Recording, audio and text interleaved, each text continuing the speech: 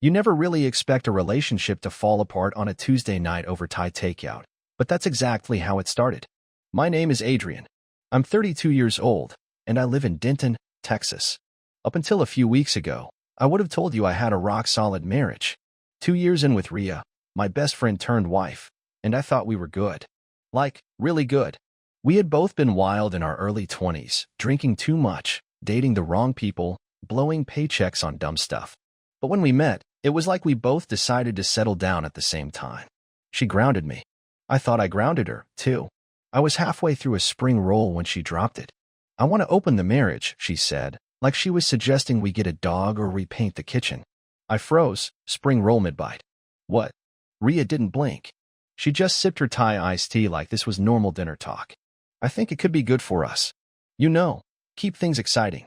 It was hard to process at first. I set the roll down, wiped my hands on a napkin. What? What do you mean, exactly? She leaned back against the chair. I mean, I love you. I'm not going anywhere. But we're still young, and I think it'd be fun to explore. With ground rules. Honest. Safe. Mutual. It was like she was reading from a brochure. I just stared at her, not even sure where to begin. You've been thinking about this? I asked slowly. For a while, she said. But I didn't want to scare you off. You're very traditional. I almost laughed. So now I'm boring? No, not boring. Just, you get comfortable. You like routine. I didn't know what to say. We weren't perfect, sure, but I thought we were solid. We talked. We cooked together. We watched dumb documentaries on weekends and made each other laugh. We hadn't even had a real fight in months. I don't want that, I said, quieter than I expected. I don't want to share you. She tilted her head. Ice cool. But why not? Because we made promises, I said.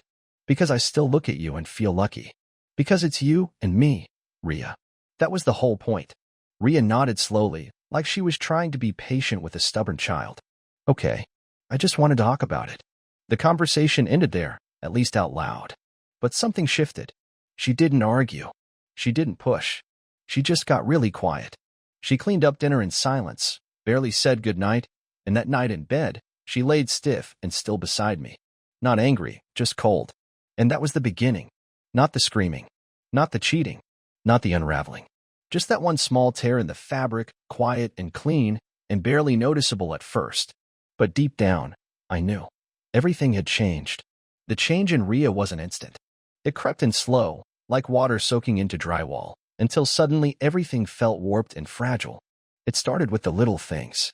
She stopped kissing me goodbye in the mornings. Her texts during the day got shorter, more formal, like I was her coworker instead of her husband. When I'd ask how her day was, she'd just say, fine, and go back to scrolling on her phone, like I wasn't even there. I kept thinking maybe I was imagining it, that I was overreacting to one tough conversation. But every night the distance grew, and every morning I woke up hoping things would reset, like they used to. One Friday, a couple weeks after that dinner, I decided to do something nice. She'd been weird and cold all week, so I thought maybe I'd try and break the tension. I came home early from work, stopped by the market, and made her favorite, lemon rosemary chicken with those little fingerling potatoes she liked. I even picked up her favorite wine, the one with the ugly pink label she always made fun of but secretly loved. When she walked in, she barely looked at the table. You did all this? She asked, dropping her purse by the door. Yeah, I said, trying to sound casual. Figured we could have a chill night. Just the two of us. She didn't smile. Didn't even sit down. Instead, she walked straight to the sink and started washing her hands, her back turned to me. Are you okay? I asked after a moment. I'm tired, she said flatly. I know, but can we talk? I kept my tone soft. You've been kinda distant lately. She turned around slowly, wiping her hands on a towel. So now I'm not allowed to be tired without it being a problem? That's not what I said. You're acting like I'm doing something wrong, she snapped. I'm just trying to understand what's going on. Her eyes flashed. This is manipulation, Adrian. You do this thing where you act sweet just to get me to open up, but really it's just pressure. You want me to feel guilty. That caught me off guard. No, that's not what I'm doing. But she was already walking past me. I'm not hungry, she said over her shoulder. I'm going to bed. She didn't even touch her plate. That night, I sat at the dinner table alone, picking at cold chicken and drinking wine that suddenly tasted like nothing. I kept telling myself not to take it personally. that she was just going through something, that maybe she'd talk to me tomorrow. But tomorrow never came, not the version I hoped for, anyway. The next week, the mood swings got worse. One day, she'd be all smiles, laughing at reruns of The Office like nothing had happened. The next, she'd slam doors and mutter under her breath if I asked a simple question like what time she'd be home. One night, I found her crying in the bathroom with the door locked. I knocked gently, worried. "Rhea? What's wrong? Just leave me alone." I pressed my forehead to the door. "Talk to me, please." She didn't answer. Just the sound of her sniffing, then silence. Later, when she came to bed, I reached for her hand. She pulled away. "You never listen," she said. "You think you do, but you don't." I didn't sleep at all that night. I just stared at the ceiling and wondered what part of me was failing. Had I changed? Had I stopped being enough? The worst part wasn't the anger or the coldness, it was the contempt. The way she looked at me sometimes, like she was stuck in a room with someone beneath her. Every day I tried harder, cleaned the house, complimented her, made plans. Every night I got a different version of her, distant, distracted, or just plain mean. And deep down, I started to wonder something I never thought I would. Was she punishing me for loving her the way I always had? Because no matter how hard I tried to fix things, she seemed dead set on proving I was the problem. That our love, once steady and strong, had somehow turned into something boring, something unworthy, and that maybe I was too. At first, the late nights didn't bother me. Rhea had always been career-driven. She worked in marketing, and deadlines came in waves. Sometimes she'd get slammed with back-to-back campaigns and have to stay at the office until 9 or 10. That was normal. But after our argument in the kitchen, normal started shifting into something else entirely. She stopped giving explanations. No more, "Hey," running late texts or phone calls to check in. Just long stretches of silence followed by the front door creaking open sometime after midnight. Her excuses when she did speak were vague: client meetings, last-minute pitches, some happy hour that just ran long. I started keeping dinner warm longer and longer. Eventually, I just stopped making anything at all. One Wednesday, I got home around 6 and the apartment was empty. Again, no note, no message. Her coat was gone. Her laptop, too.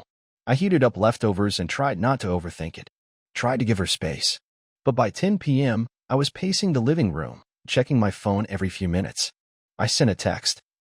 "Me, hey, everything okay?" No response. By midnight, I was sitting on the couch in the dark, staring at the front door like it owed me something. She walked in just after 1, heels clicking on the hardwood, wearing a blazer I didn't recognize and lipstick that still looked fresh. "Hey," she said like we were casual acquaintances, not spouses. "Hey," I replied, watching her drop her purse by the couch. "Big night?" She shrugged. "Had to meet with some people from the downtown branch." "At 1 in the morning?" She shot me a look. "Don't start, Adrian. I'm not starting anything. I'm just concerned." "Well, don't be. I'm fine." She pulled off her earrings and disappeared into the bathroom. I stood there, hands in my pockets, trying to piece together who this person was. This wasn't just stress. This wasn't a rough week. This was something else. I didn't bring it up the next day, or the next. I kept swallowing it down, hoping she'd come back to me if I just waited long enough. But the lies kept piling up. One night, I tried to surprise her. She had texted me earlier saying she had to stay late again, meetings running long. So I figured, why not bring dinner? Do something nice. Maybe we could sit in her office seat, talk. Maybe I could remind her of us. I picked up her favorite chicken biryani and drove over to her building in West End, even parked in the visitor lot and buzzed the front desk. The security guard checked a list, then looked up at me. "She left around 6, he said. I blinked. "Are you sure? Rhea Rios? Medium height, dark brown hair." He nodded. "Yeah, I remember. She signed out right after sunset." I stood there holding the bag of food, not knowing what to say. By the time I got home, it was almost 10. She wasn't there. I sat in the living room with the to-go containers still unopened, the food long cold. The silence around me was deafening. She came home around 3 in the morning.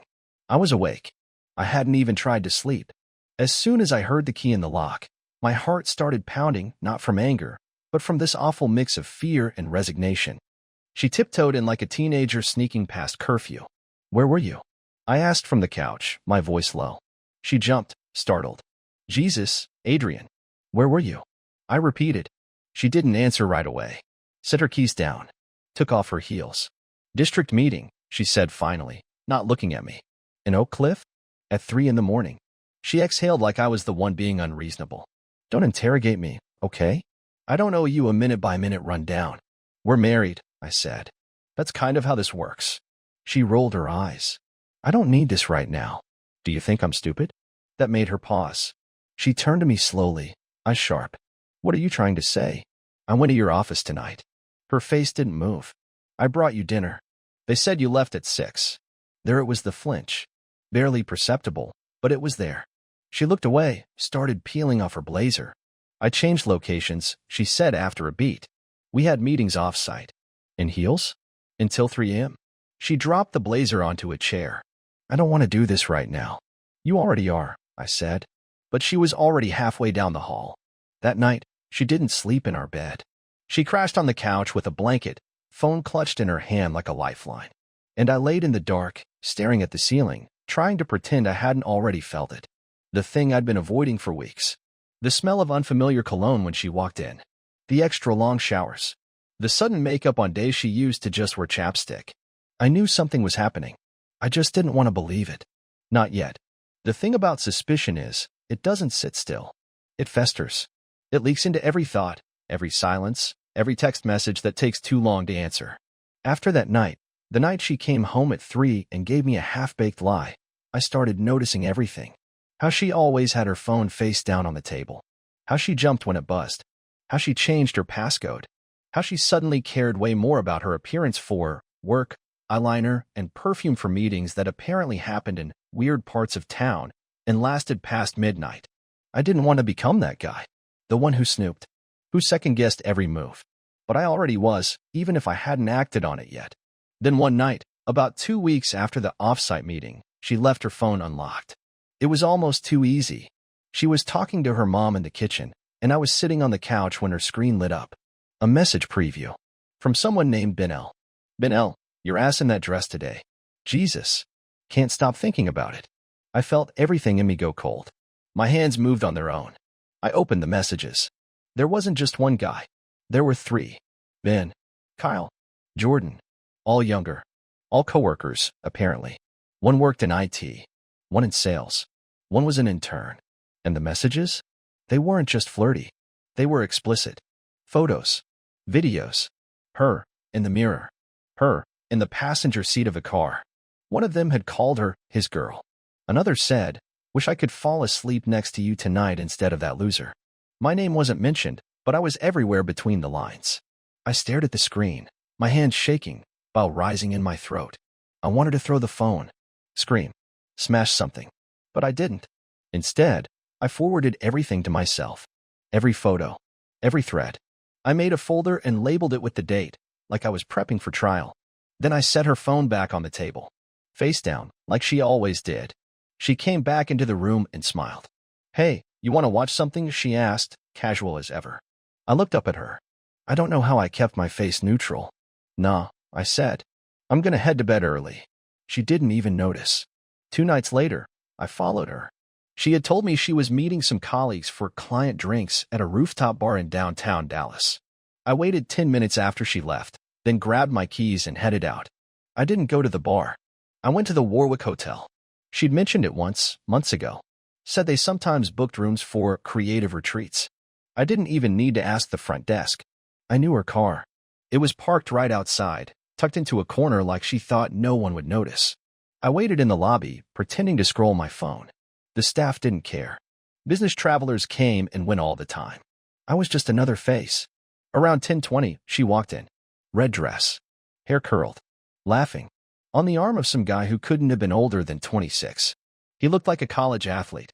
Cocky, clean-cut, no ring on his finger. She kissed him right there by the elevator. Quick, but not quick enough to be innocent. I didn't follow them upstairs. I didn't need to. I already knew. I waited until midnight, then texted her. Me, hope you're having fun. Thought I'd stop by the Warwick and say hi, but I saw you were busy. It took less than a minute. Ria, what are you talking about? I didn't answer. Instead, I walked out to the car, turned off the ignition, and just sat there in the parking garage for a long time. She called once. I declined it. Then she texted. Ria, wait. Please. It's not what you think. I swear. I didn't reply. I drove home, poured myself 2 fingers of whiskey, and stared at the wall. I wasn't angry. Not like I thought I'd be. I was numb, like something inside me had just powered down. I didn't cry, didn't scream, didn't throw anything. I just sat there in the silence that she'd been building for months. And I realized something. It was already over. The next morning, I emailed her the evidence. No subject line, just a single message. Good luck. She didn't come home that night, and I didn't wait up. When I walked out of that marriage and everything but paperwork, I didn't go home. I couldn't. Not to that bed, that kitchen, those shelves that still had her coffee mugs. I didn't want to sit in a space where the walls knew what she had done. So I called Leo.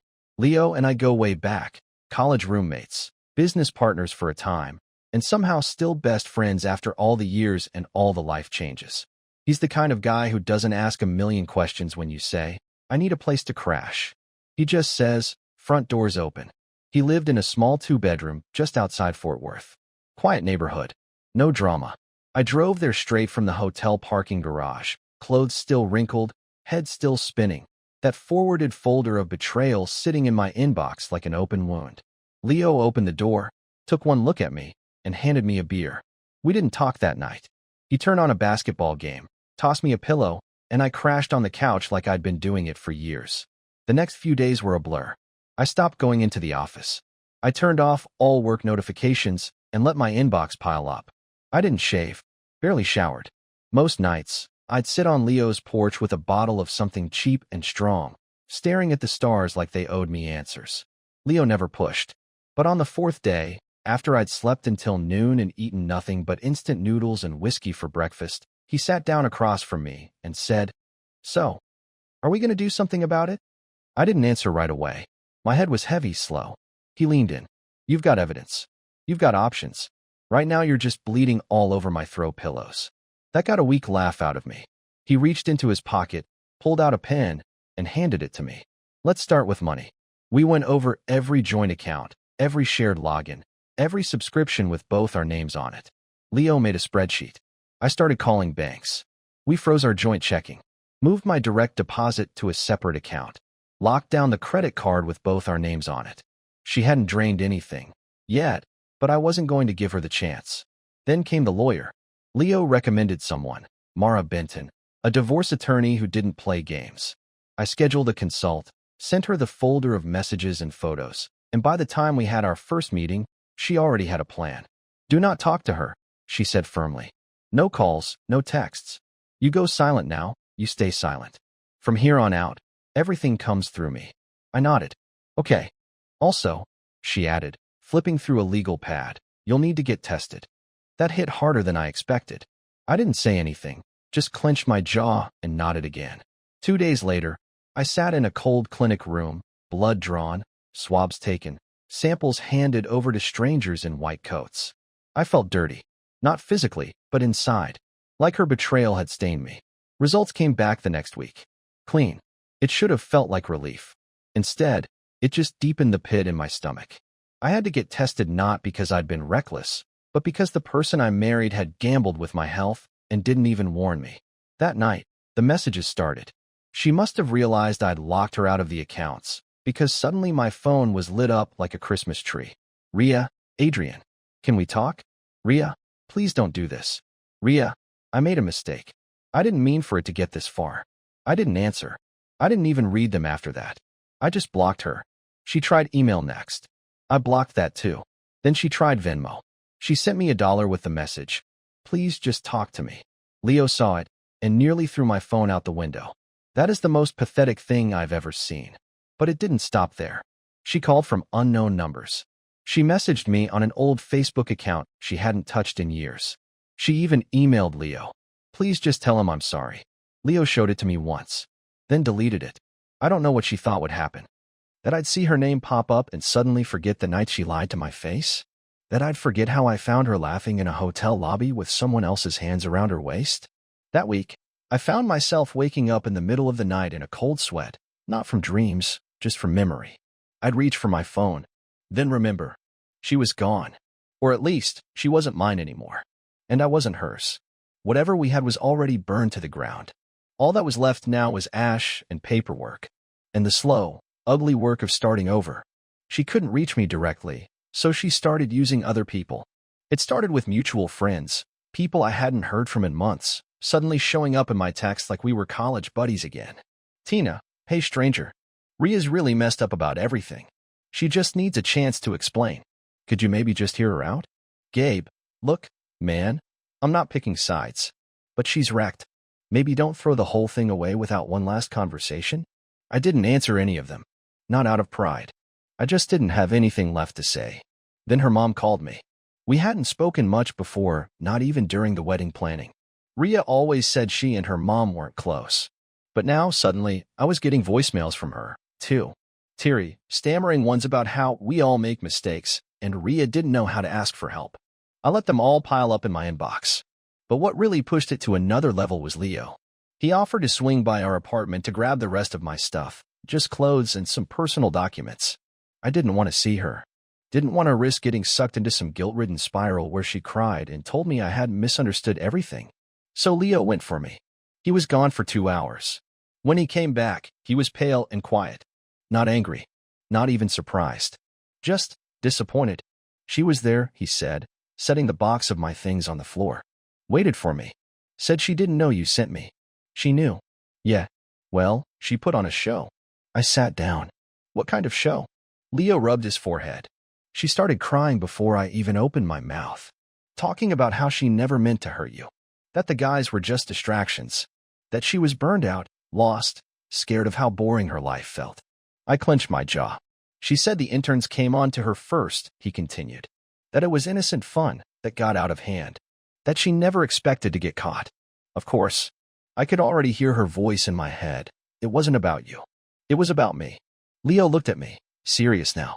She's trying to spin it, man. Make herself the victim. I didn't reply. Just stared at the floor. She said she missed being wanted. Leo added. That you turned her down, about the open marriage, and that's when things started to unravel for her. She wanted to sleep with other people, I said flatly. I said no. And that somehow justifies cheating. She's not thinking logically, Adrian. She's scrambling. She said you backed her into a corner. That you were too comfortable. Too safe. That word again. Comfortable. Like I'd failed her by not being chaotic enough. Leo leaned forward. She wants a comeback story. She's hoping you'll meet up, yell at her, cry, then maybe take her back after a few dramatic apologies. I looked up at him. Did you say anything? I told her she should be glad you didn't show up. Because if I were you, I wouldn't even be collecting boxes. I'd be setting fire to that apartment. That was the thing about Leo.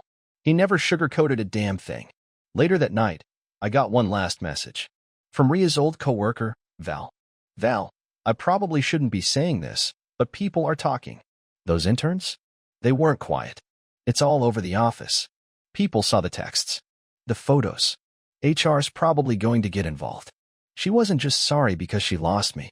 She was sorry because her life was caving in. And still, she kept trying.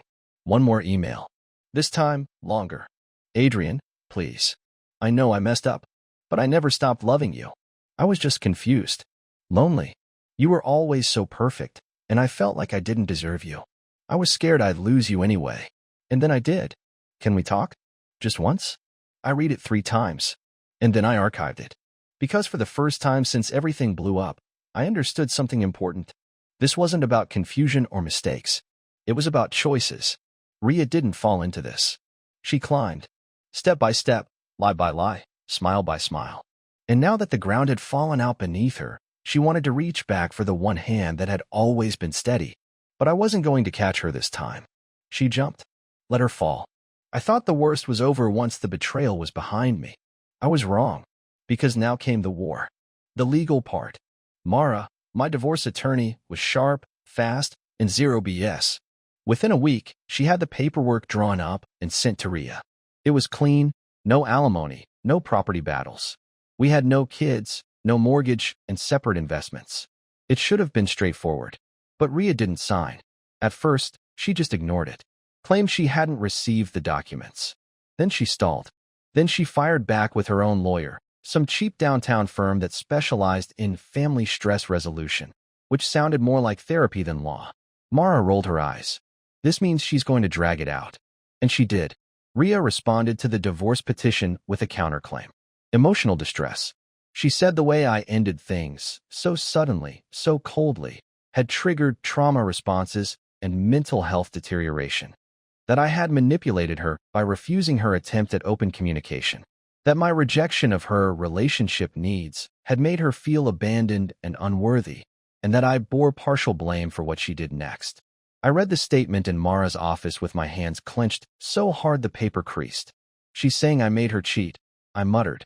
Mara nodded, lips tight. She's flipping the script. Painting you as emotionally withholding, traditional, closed off. It's not uncommon. She was the one who lied, who hid everything, who risked my health. And now she's building a case that you caused it, Mara said. That you refusing the open marriage pushed her to act out. That you punished her with financial control after the breakup. She wants alimony. Alimony. I stared at her. She has a full-time job. She's claiming workplace harassment tied to the affairs. That you withdrawing support led to her breakdown, and she can't sustain her lifestyle. Emotional damages, loss of stability, legal buzzwords. Her lawyers throwing spaghetti at the wall. I leaned back in the chair, dazed. So what happens now? We fight. 2 weeks later, we sat in mediation. I didn't look at her when she walked in. She wore a beige blazer, minimal makeup, hair tied back. She looked smaller somehow, more fragile. But her eyes? Still sharp, still defiant. She wouldn't meet mine either. Her lawyer did most of the talking. Painted a picture of a woman emotionally neglected by her husband. A woman who asked for connection and was instead punished with silence and abandonment. Who acted out inappropriately, but had been met with cruel retribution. I passed a folder to Mara. She slid it across the table. Explicit screenshots. Photos. Timestamps. Hotel bookings. Messages from coworkers calling her baby. Her own words, can't wait for tonight. I hate sneaking around, but it's so worth it. Her lawyer paled. Rhea didn't blink. Mara leaned forward, voice smooth as ice. We have no intention of pursuing damages, though we'd be within rights. But we also won't be paying spousal support to someone with documented infidelity and a pattern of deception. These messages paint a clear picture. This marriage ended the moment Ms. Rios chose to lie. Silence. Then her lawyer cleared his throat. Perhaps we can take a short break. Outside the conference room, I finally looked at her. She stood near the window, arms folded, watching traffic. I stepped closer. You had a chance, I said quietly. You could have signed. Could have walked away clean. Her jaw tightened.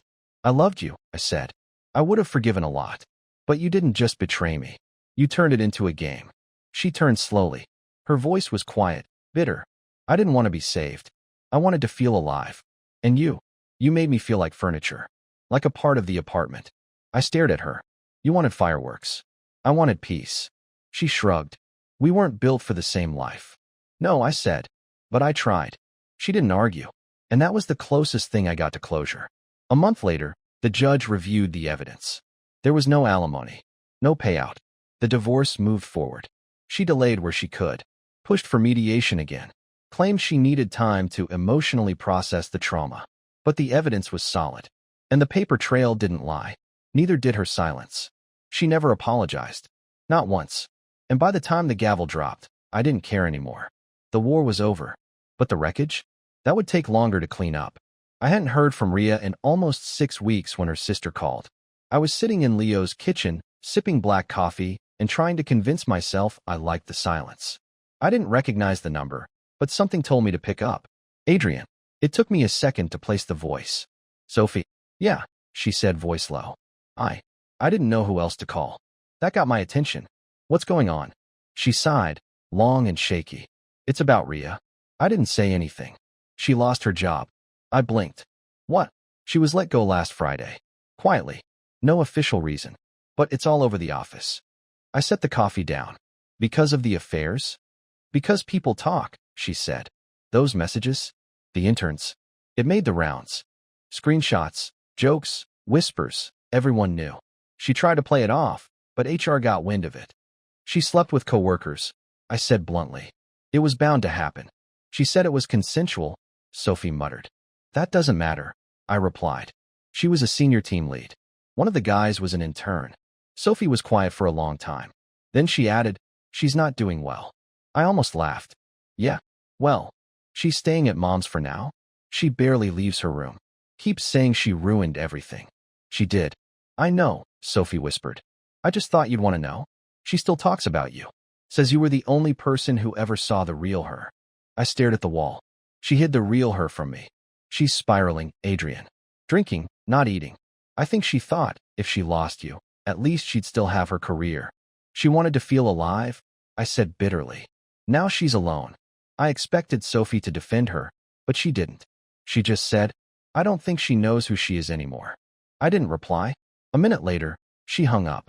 That night, I lay in Leo's guest room staring at the ceiling, thinking about the last time I saw Rhea smile. Not the polite, public version, the real one. The one where her whole face lit up, where she laughed so hard she snorted and then pretended to be embarrassed. It had been months, maybe longer. She used to look at me like I was the only person in the room. But somewhere along the way, she started looking through me. I checked my phone that night, pure habit, and found 3 unread messages from a new number. All from Rhea. Rhea, I'm sorry. Rhea, I know I messed up. I know it's too late. Rhea, but I miss who we used to be. I stared at the screen for a long time. Not out of emotion.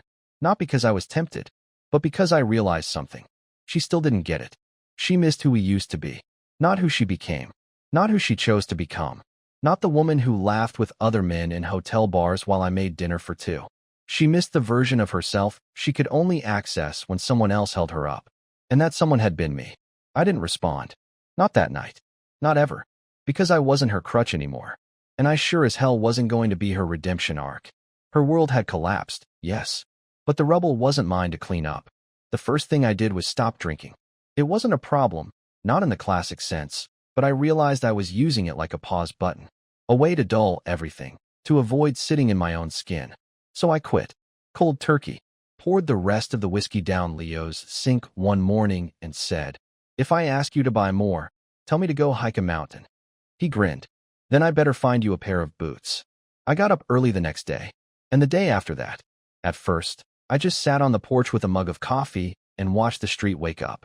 But after a week, I started going for runs. Slow, awkward, painful laps around the neighborhood. My lungs screamed.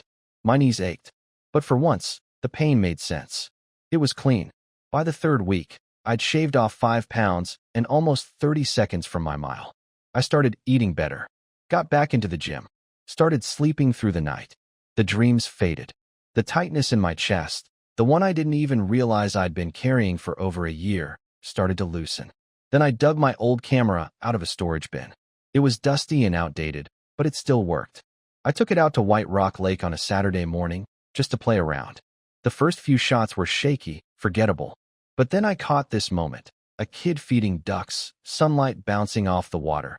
And I remembered what it felt like to see something beautiful through a lens. I started going out every weekend. Not just taking photos, but existing in the world again. I hiked trails I hadn't touched in years. I visited the dog shelter and walked dogs just because they needed it.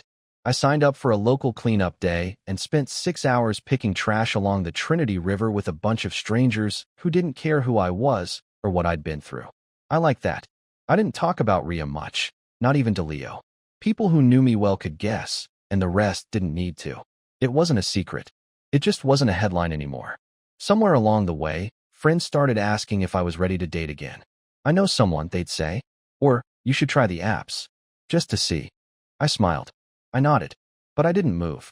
It wasn't about bitterness. Or fear. It just wasn't time yet. I had spent so long trying to hold a relationship together that I forgot how to just be myself. So I kept going. Running. Working. Living. I picked up more projects at the office. Took on a mentorship role for new hires. Leo and I started tossing around the idea of launching something together again. A side hustle. A small creative agency maybe.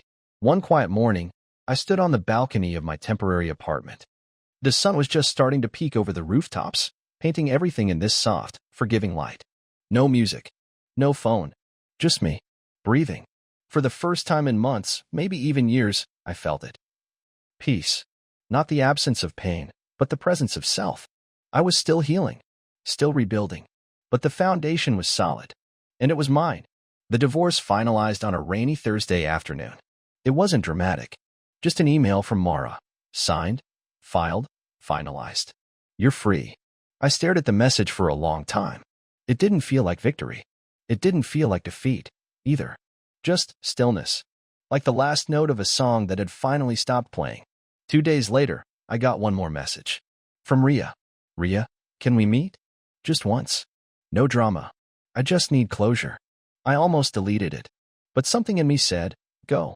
Not for her, for me. I didn't want that part of my life to end in silence. I didn't want it to haunt me like a room I'd never fully walked out of. We met at a coffee shop on Lower Greenville. Neutral territory. Bright. Busy. Public. I got there early. She walked in exactly 2 minutes late. She looked tired. Not unwell, just worn. Like life had been heavy for a while. Hey, she said, sitting across from me. Hey. We ordered coffees, made small talk. Weather. Work. How mutual friends were doing. It felt like talking to someone I used to sit next to in high school, familiar, but faded. Then she looked at me for a long moment and said, you really don't hate me, do you? I thought about it. No, I said honestly. I don't. Her eyes welled up, but she didn't cry. She just nodded, biting her bottom lip. I was selfish, she said. I thought I could live multiple lives and still keep the one I had with you. I know. I miss who we were. I gave a soft smile. So do I. We sat in silence for a minute.